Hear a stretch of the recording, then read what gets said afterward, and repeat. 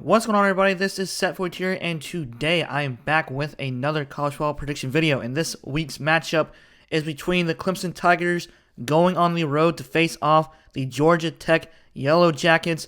And boy, woo!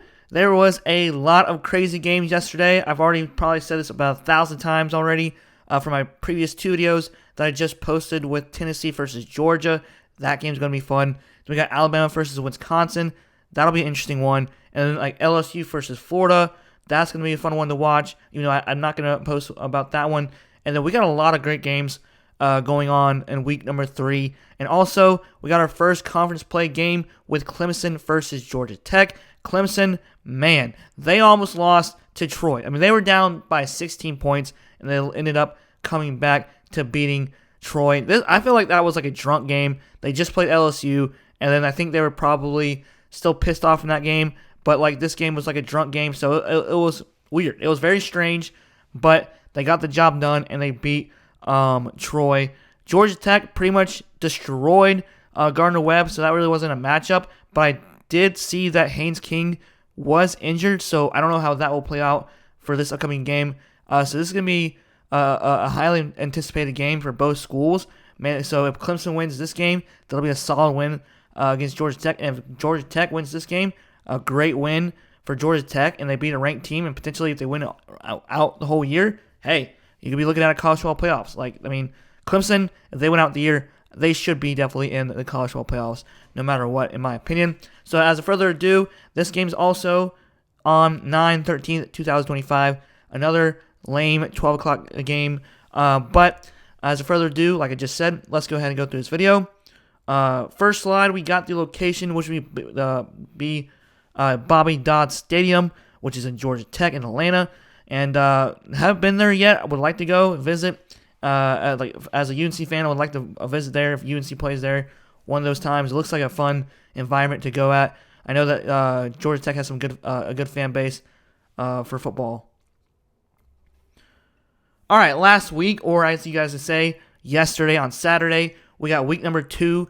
Clemson won 27-16, though Troy had a 16-0 lead. I think early on the third quarter or something like that, and then Clemson came back and won off of some turnovers, and Troy just basically collapsing against Clemson, and Clemson finally waking up in the third and fourth quarter, which that was crazy to even think about. And of course, Georgia Tech handed Gardner-Webb 59-12, lost to Gardner-Webb.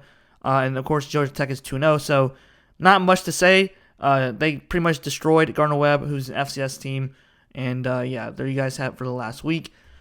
Previous meeting, so it's kind of crazy that these two teams did not meet last year due to the fact that SMU, Cal, and Stanford are now in the ACC, which I hate that. I wish they were not in the ACC. It was stupid for the ACC to add those teams. But it is maybe SMU, but if Cal and Stanford should not be in the ACC. So, Clemson beat Georgia Tech back in November 11th of 2023, which was 42-21. Georgia Tech has not beaten Clemson since 2014, so that was like, 11 years ago, something like that. So, yeah, it's been a long time since Georgia Tech has beaten Clemson, and, of course, Clemson leads the series 50 wins to 36 losses and 2 ties.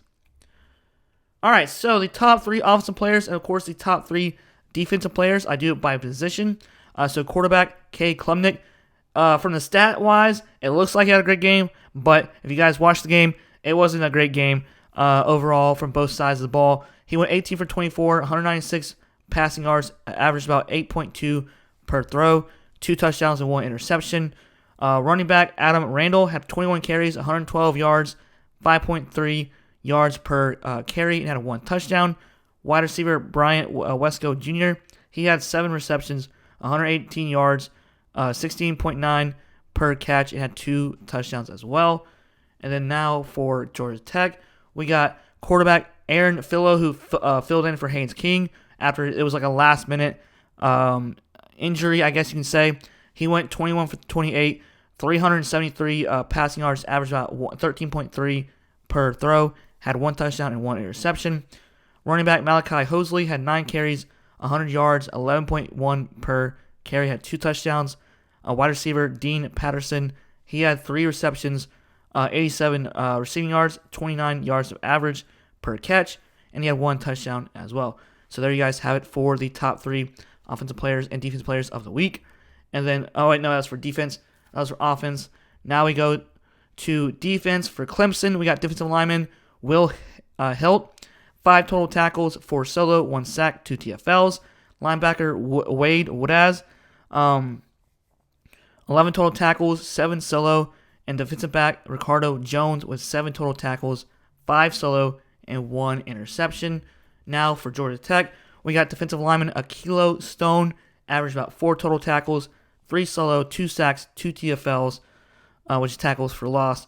Then we had linebacker Kyle Efford with 6 total tackles and 3 solo. Defensive back Kelvin Hill, he had 5 total tackles, 2 solo, 2.5 tackles for losses. And there you guys have it for the defensive top 3 players by position for Georgia Tech. And now we go to team stats. Total yards on offense. Clemson had 316 yards on offense. Total defensive yards allowed. They allowed 301 yards. Not great. Passing, they on offense they had 196 passing yards. Not great either, especially if Cade Clement is supposed to be like the Heisman candidate for this year. Defense, they allowed 223 passing yards. On rushing, they had 120 rushing yards, and on defense they have 78 yards allowed on rushing. They're pretty good for on their defensive line. So like Clemson always has a solid defense or defensive line. They always have a kind of up and down type offense the last 2-3 years. All right, turnovers. They had 2 turnovers. They had 3 penalties. Time of possession, that's kind of crazy to think about. 26 minutes and 59 seconds. They won 27-16.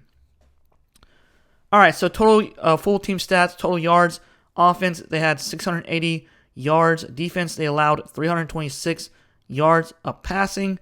For Georgia Tech, they had 457 passing yards. And for defense, they only allowed 209 yards for rushing. They had 223 yards, and for defense, they only allowed 117 yards. And, of course, 2 turnovers, 12 penalties. Yeesh, against Gardner-Webb. Ooh.